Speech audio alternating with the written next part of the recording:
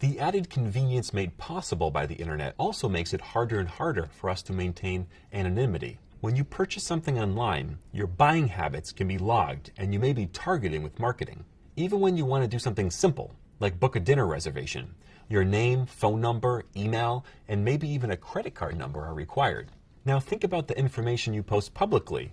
Name, pictures, family, friends, and even your location may be available to anyone online. Be aware of what you're sharing by reviewing the privacy policy of a service before you use it. It's up to you to decide if the trade-offs of a service are worth sharing your personal information. In most cases, companies are trying to build great products that make our lives easier. They may offer their products for free because you provide them with free data. Just make sure your information won't fall into the wrong hands. Privacy doesn't just affect us on a personal scale.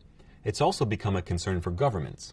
In Europe, data regulation and privacy are strictly protected to help EU citizens gain more control over their personal information.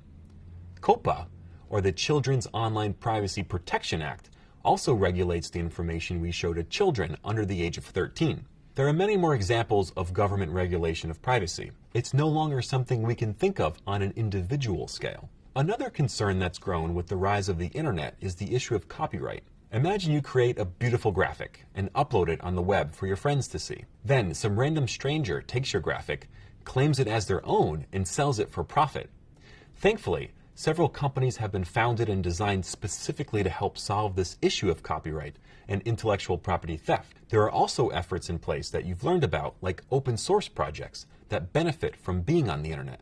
In these cases, open collaboration allows a project to thrive. On top of privacy and copyright considerations, computer security is another issue that you may face in both your personal and professional life. More and more companies are being targeted in cybersecurity attacks. For example, the WannaCry attack that started in Europe infected hundreds of thousands of computers across the world. The financial loss of that attack has been estimated at over $1 billion. Hospital computers were even infected. In a critical, life-threatening moment, every second matters. Not being able to perform basic medical duties, like pulling medical records, took time away from doctors and nurses, and more importantly, the lives of their patients. Before the WannaCry attack, there were lots of other worldwide attacks.